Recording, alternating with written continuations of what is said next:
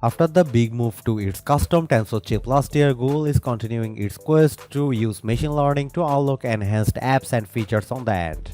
While the specs and design aren't major departures from its predecessors, the addition of smarter software, upgraded cameras for the Pixel 7 Pro, and aggressive pricing result in two of the best flagship phones for the money.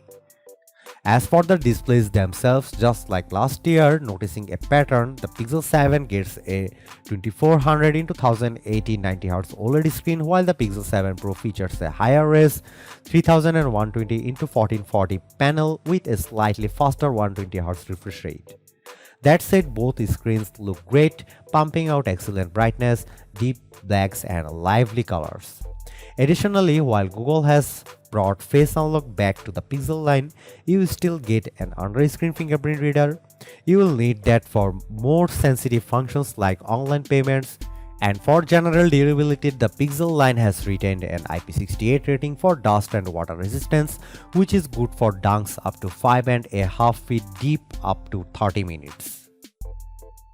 While the new Tensor G2 chip may have unlocked some enhanced machine learning capabilities, everyday performance is pretty much the same. In fact, the main Cortex X1 cores are only 50 MHz faster than last year's silicon. That's not to say you can't play games or edit videos on this thing, but if you are kind of person who gets really jazzed up about transistor counts or teraflops, you are better off going for a phone with one of Apple's A series chips or even a Qualcomm Snapdragon 8 Gen 1. I also noticed that during the initial setup and some more intense workloads, the backs of both Pixel 7 and 7 Pro got warmer than most phones.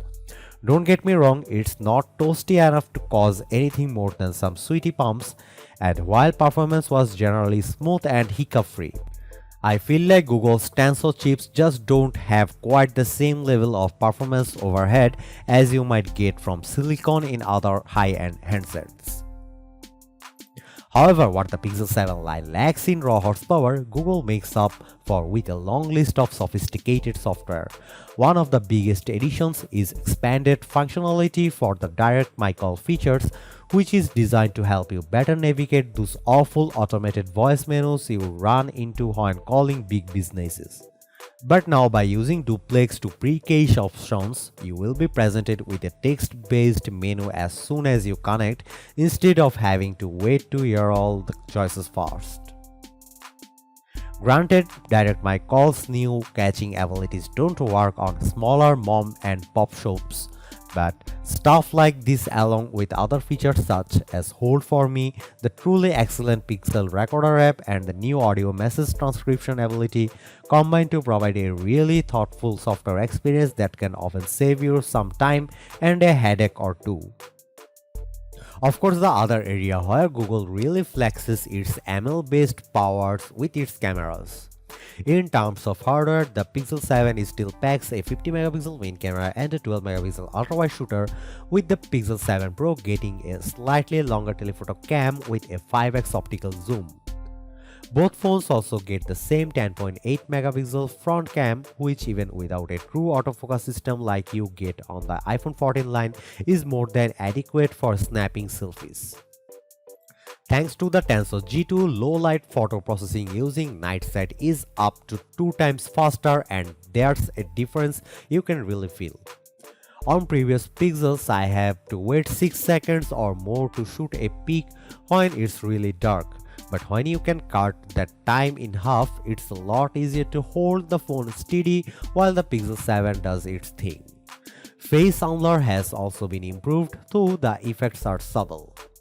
While it can be a bit hit or miss, the more exciting new camera feature is Photo Unblur, which can sharpen old photos, regardless of when they were taken or what camera took the shot. It's the kind of thing that can save old photos that might otherwise be considered unsalvageable, and all you have to do is find the setting inside the Google Photos app. For video, the big new feature is Cinematic Blur Mode, which attempts to add a soft bokeh to the background of your clips to create a more film-like look. In general, the results are pretty good, though it's not completely foolproof. Depending on the scene, you might notice some spots where the bokeh is applied unevenly or where it pops in and out as things move around, which can be a little distracting.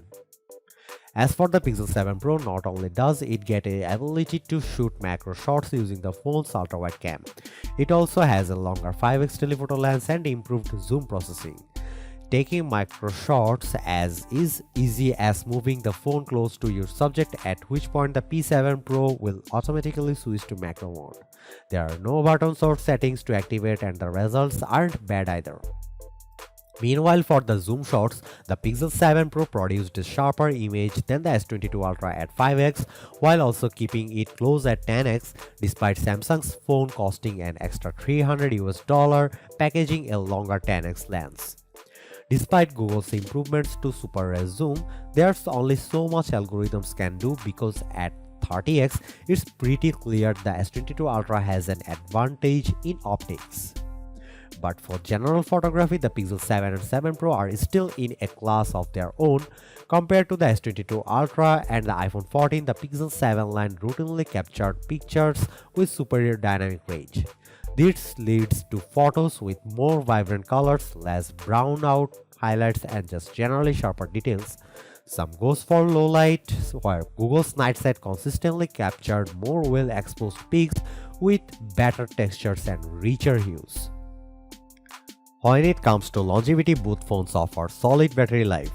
However, the Pixel 7 delivers a pleasant surprise because thanks to its smaller lower-res screen, it survived a touch longer than the Pro in both benchmarks and real-world usage.